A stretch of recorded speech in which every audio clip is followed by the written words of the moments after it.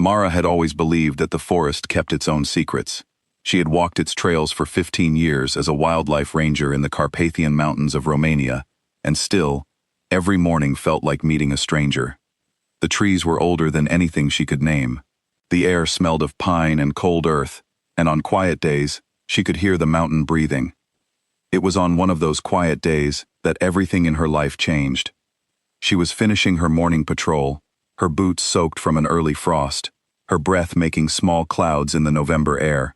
She had been awake since 4, checking camera traps and marking fallen trees on her map. It was ordinary work, peaceful even. And then she heard it, a sound so small and broken that at first she thought she had imagined it. A whimper. She stopped walking. She stood completely still and listened. The sound came again, thin, desperate, and coming from somewhere off the trail to her left. Mara pushed through a line of low branches and walked carefully into the trees, following the sound the way a person follows a thread in the dark. She found him under a collapsed pine branch, half buried in cold mud, trembling so hard she could see the shaking from 3 steps away. He was a wolf cub, no older than 6 weeks. His silver-gray fur was matted and icy. His eyes were barely open. He was not moving except to shiver, and his breathing was slow and shallow and wrong. Mara looked around quickly. No tracks, no mother, no pack, just silence and cold, and this tiny creature who had somehow ended up here alone. Every instinct from her training told her not to touch him. A wolf cub that carries human scent risks being rejected by its pack forever. She knew this. She had taught it to younger rangers herself. She stood there for a long moment, weighing it all. The rules, the risk, the protocol. And then she looked at him again. He was going to die if she left him. She took off her thermal jacket, knelt beside him in the frozen mud, and picked him up. He barely reacted. He was too weak even to be afraid. She held him against her chest, inside her jacket, and felt how cold he was against her skin. She turned and walked back through the trees, 4 kilometers in the direction of her station, talking to him quietly the whole way. She did not know if he could hear her. She talked anyway. She named him Luca. It was her father's name. Her father had been gone for 3 years, and she still missed him in the way that never really gets smaller, just gets quieter. The next 3 weeks were unlike anything Mara had experienced in her career. She fed Luca goat's milk through a small syringe every 2 hours, including through the night. She slept on the floor beside him during the worst of it, when his temperature would not stabilize and she was too afraid to leave him alone. She kept him warm against her body and learned the rhythm of his breathing, the way a mother learns the sounds of her child. He was difficult. He was loud when he was hungry, which was often. He smelled wild, even when he was clean, which made her small station feel like a different world entirely. He scratched her hands with claws that were, even at that age, surprisingly sharp, and he had a habit of watching her from across the room with large amber gold eyes that made her feel, strangely, like she was the one being studied. Those eyes were unusual. Every wolf cub she had ever encountered had blue-gray eyes at that age. Luca's were a warm, clear gold, rimmed with amber, and the color of them made her colleague, a veterinarian named Dr. Florin Eniche, go very quiet on the day he came to check on him. Florin was not a quiet man, Mara noticed. He examined Luca thoroughly, his weight, his bone structure, his teeth, his paws. He spent a long time photographing the markings on Luca's left front paw. There was a distinctive pattern there, 3 small dark lines arranged across the pad like a natural stamp. Mara had thought it was beautiful. Florin looked at it with something closer to alarm.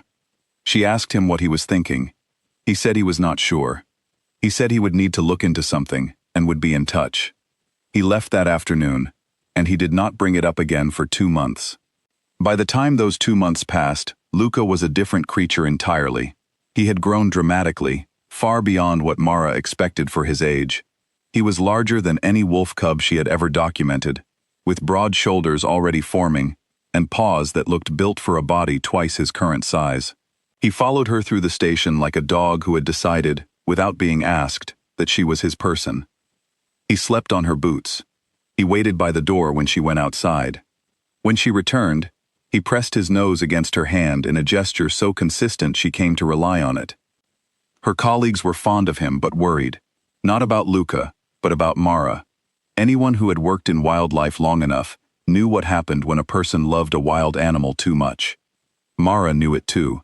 She just was not ready to think about it yet. Then, on a Tuesday morning in February, two strangers arrived at her station. They drove a vehicle marked with the logo of the European Grey Wolf Preservation Project, an organization Mara knew by reputation. They were polite, professional, and they were carrying a portable DNA testing kit. Their names were Dr. Petra Novak and her assistant, a young man named Radu. Dr. Novak was a Slovenian conservationist with a calm, precise manner and the kind of steady voice that made difficult information easier to receive. She explained, over coffee at Mara's small table, what she had come to tell her. 60 kilometers to the north, there was a wolf sanctuary, part of a long-running breeding program designed to preserve the genetic line of the Dacian gray wolf, an ancient subspecies that had once lived across Eastern Europe and was now, in purebred form, nearly gone. The breeding program's most important animal was a male named Tsar, the last known purebred alpha male of that line. Tsar had a mate. In early November, that mate had given birth to a single male cub. A single male cub was already extraordinary for this subspecies. What made it more significant was that the cub carried Tsar's complete genetic profile, the survival code for an entire bloodline.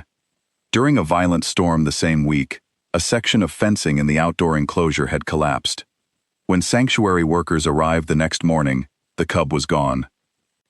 Tsar had been pacing the perimeter of his enclosure for 6 weeks. He was not eating well. He had begun to show signs of acute stress. The workers who had cared for him for years described him as a changed animal. Dr. Novak looked at Mara across the table. She described the missing cub. Silver gray fur, amber gold eyes, unusual for his age. A distinctive marking on the left front paw, 3 lines, naturally arranged. Mara did not say anything for a moment. She looked at Luca, who was asleep on her boots across the room. She said, "When can you test him?" The DNA results took 48 hours. Mara did not sleep much during those 2 days. She took Luca on longer walks than usual, through the trails she had patrolled for 15 years, and she let herself simply be with him without thinking about what was coming. She knew, before the results arrived, what they would say. She had known since Dr. Petra described those 3 lines on the paw. When the results came back, and Dr. Novak confirmed them, there was no real surprise. Luca was Tsar's son. He was the last purebred male heir of the Dacian gray wolf subspecies. He was, in every sense that mattered to the scientific world, irreplaceable. Dr. Novak explained what this meant, with genuine kindness. It meant Luca had to go back, not because of any rule, though the rules were clear, but because without him, the breeding program collapsed. Without him, Tsar's line ended. Without him, an animal that had existed for thousands of years would quietly disappear from the earth. And Luca was still young enough, just barely, that a careful, structured reintroduction could work. Every additional week with Mara made that window smaller. Mara sat with the results on the table in front of her for a long time after Dr. Novak finished speaking. She had known grief before. She knew the weight of it, the specific quality of a loss you cannot argue with.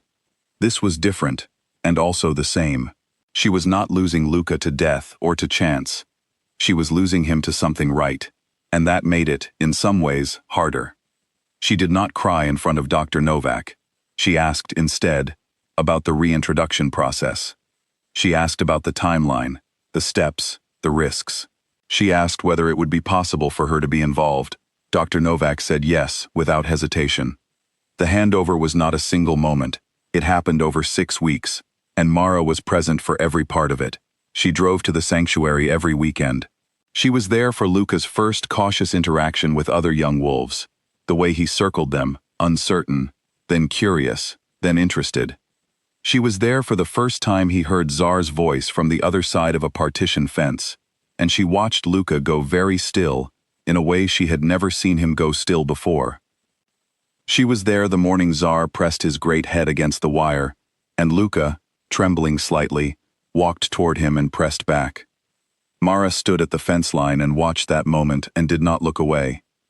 On the day of Luca's full integration into the sanctuary, she stood at the gate.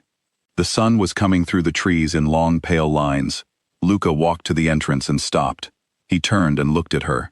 Those amber gold eyes, the ones she had watched open for the first time when he was barely breathing in her arms, steady now and clear.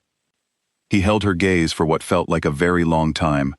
Then he walked forward, into the open space, toward his father, toward the life he was always supposed to have. Mara drove back to her station alone that afternoon. She parked her truck outside and sat in it for a while without going in. Then she went inside, and she cried for a long time in the way you can only cry when something is both a loss and the right thing. 18 months later, Luca fathered his first litter, 3 cubs, 2 females and 1 male. The male had amber gold eyes. Sanctuary cameras recorded, on an ordinary morning, Czar sleeping in the sun, with Luca pressed against his side. The old wolf looked peaceful, in a way the workers said they had not seen since before the storm. Mara still patrols the same forests, same trails, same frost, same quiet mornings. She keeps one photograph on the wall of her station, Luca at 12 weeks old, asleep on her boots, silver gray and gold-eyed, and entirely trusting, in the way that only the very young can trust. She has been asked, more than once, whether she regrets any of it. The rescue, the bond, the goodbye. She always gives the same answer. She says she would do all of it again, without changing a single day. Not because it was easy, but because some things are worth your whole heart, even when, especially when, they are not yours to keep. The forest, she says, taught her that. It had always been teaching her that. She had just needed a small silver wolf to help her finally understand.